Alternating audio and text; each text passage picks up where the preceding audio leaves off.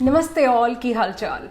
So the other day at salon, I overheard this guy telling this lady, ma'am आपकी नेक के आसपास यहाँ पे जो डार्क पिगमेंटेशन हो गया है, चीक्स पे भी डार्क पैचेस हैं, फोरहेड भी डार्क लग रहा है, तो आप ये ब्लीच करवा लीजिए, हमारे पास बहुत अच्छी पील्स हैं इसको क्लियर करने के लिए. Due respects to his services, but guys that's a medical condition which is called as acanthosis nigricans. जब हम डर्मेटोलॉजिस्ट के पास जाते हैं तो it is called as acanthosis निग्रिकेंस.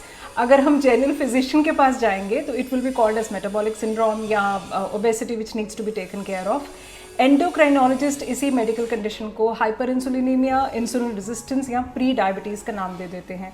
And most likely किसी ओवरवेट या ओबीस पर्सन की मेडिकल प्रिस्क्रिप्शन पर it is very common to see any of these terms used, generally used interchangeably. Diabetes या इंसुलिन का नाम लेकर हम अक्सर घबरा जाते हैं, but please understand the science.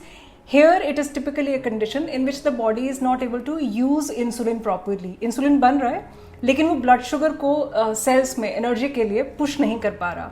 So cells are becoming resistant to insulin and hyperinsulinemia हो रहा है. क्लासिकली मेटाबॉलिक सिंड्रोम किसको कहा जाता है? You can be diagnosed with metabolic syndrome if you meet any 3 of these criterias.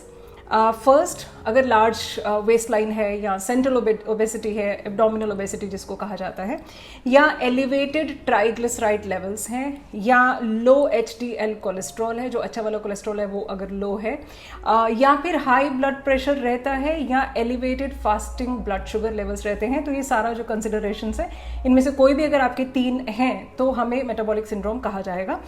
Apart from एक्एंथोसिस निग्रिकेंस, ये जो pigmentation है उसके अलावा metabolic syndrome people are always at the risk of diabetes and heart diseases apart from the other complications.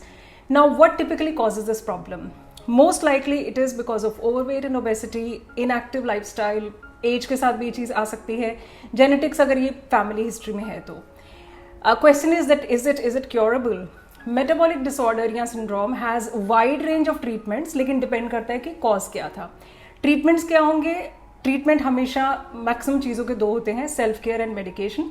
Self care में क्या है? Physical exercise, quitting smoking, weight loss, dietary modification and blood glucose monitoring. Medications में anti diabetes medicine दी जाती हैं. The person could require the lifelong medication और need to make the lifestyle changes forever to manage the symptoms. Coming back to the pigmentation hair, the acanthosis condition, ये एक marker है insulin resistance का. तो treating the underlying condition में improve the symptoms of acanthosis निग्रिकेंस.